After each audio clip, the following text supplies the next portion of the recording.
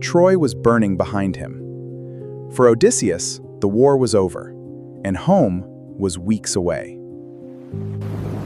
But a storm drove his fleet beyond every familiar coast, into waters no map could explain. There, sailors spoke of one-eyed giants, deadly voices, and seas capable of swallowing entire ships. 3,000 years later, did Homer invent monsters? Or hide a real journey inside myth? Before the Odyssey was written, its story traveled from harbor to harbor, carried only by memory and voices. Scholars map Troy and Ithaca, but competing routes cannot explain every island and disaster described by Homer. To reconstruct the journey, we must separate archaeology's history, misunderstood natural forces, and ancient mythology. The Odyssey begins at Troy, a city positioned above one of the ancient world's most valuable maritime routes. But archaeologists discovered something more complicated.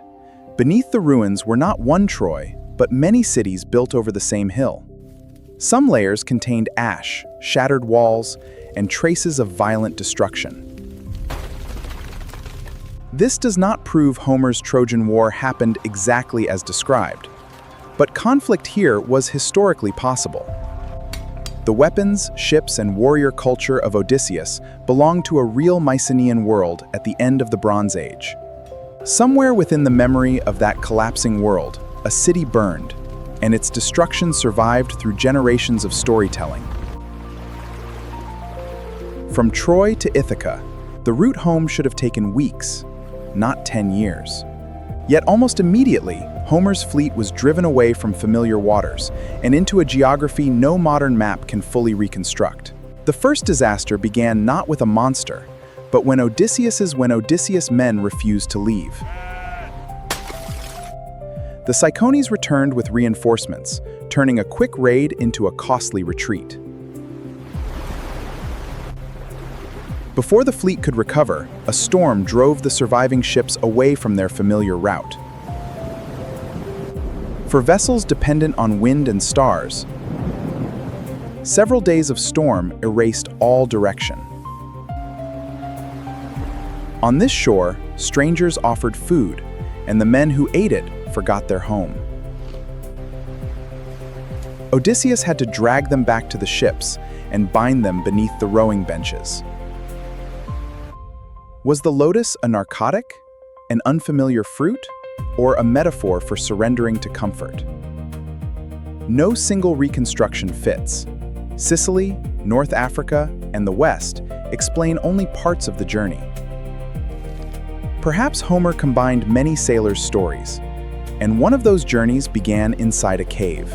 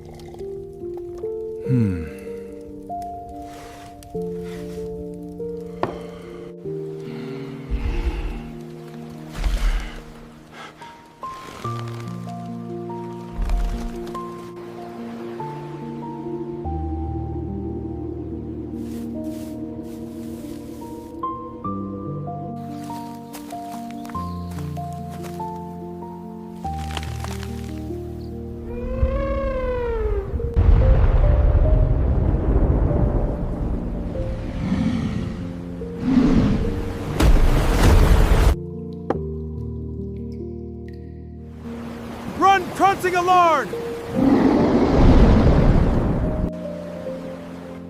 Aeolus gave Odysseus a sealed bag of winds, instructing him to keep it closed.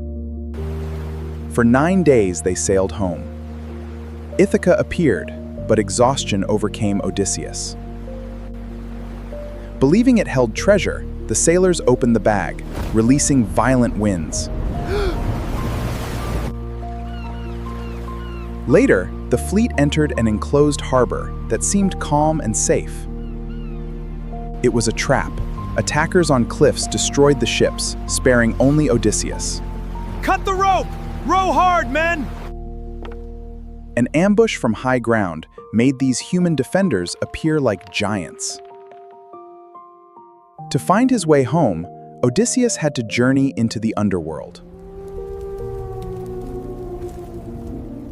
Beyond Circe's island, the sea became silent, until a voice began traveling through the mist. Odysseus sealed his sailors' ears with wax, then ordered them to secure him to the mast. The Sirens promised knowledge and glory. Their victims steered blindly toward the jagged rocks. Perhaps the legend began with seabirds, voices carried by wind, or air resonating through coastal caves. Then the ship reached a passage where safety became impossible, a predator above and a consuming current below. Homer called them Scylla and Charybdis. To survive one, Odysseus moved closer to the other. The Strait of Messina contains cliffs, opposing currents, and whirlpools, but it remains only one possible location. The crew escaped. Their next enemy was simpler, more familiar, and already waiting inside: hunger. On Thrinacia, Odysseus warned his crew, the cattle of the sun must never be harmed. But storms trapped them on the island until hunger replaced every other fear. While Odysseus was away, Eurylochus convinced the men that starvation was worse than divine punishment. When Odysseus returned, the forbidden animals were already burning over the fire. The storm finally opened a path. For a few hours, they believed they had escaped. Then lightning shattered the mast, and every remaining sailor vanished beneath the waves. Odysseus survived alone, carried by wreckage through a vast sea with no shore. He reached the island of Calypso, a paradise where he remained trapped for 7 years. After 7 years, Odysseus built his own vessel, leaving Calypso's island with no crew. Before he could reach home, one final storm tore apart the raft beneath him. He reached the next shore without a ship, weapons, or even his clothing. The Phaeacians rescued him, becoming the final sailors to carry Odysseus across the sea. At last, he awakened on Ithaca, but the island remains part of the investigation. Homer describes its height, position, and relationship to neighboring islands with unusual geographic precision.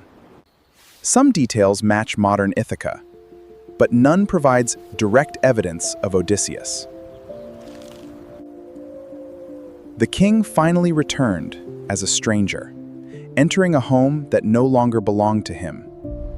In Homer's story, one object proved the stranger's identity: the bow no other man could string.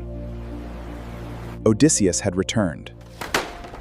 But proving the king in the poem is not the same as proving the man in history. To judge the journey, its evidence must be divided into 3 layers: history, possible natural origins, and myth. Troy existed. Mycenaean warriors, bronze weapons, and long-distance Mediterranean voyages belonged to the real Late Bronze Age.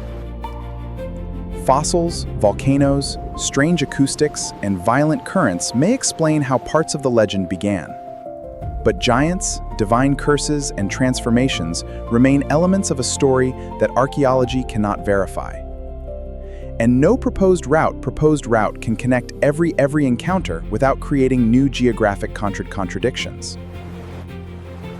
The Odyssey may preserve something larger than one voyage, the combined memories, fears, and discoveries of generations at sea.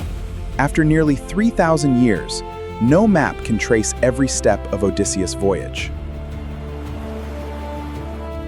But the poem still preserves real storms, dangerous coastlines, and the memories of sailors crossing them. Was the Odyssey based on one extraordinary journey, Or did generations of travelers create it together? If ancient fossils helped create the Cyclops, evidence may still wait inside Mediterranean caves. Until another clue emerges, Odysseus's true route remains somewhere between history, memory, and myth. And perhaps that is why Odysseus' journey never truly ended.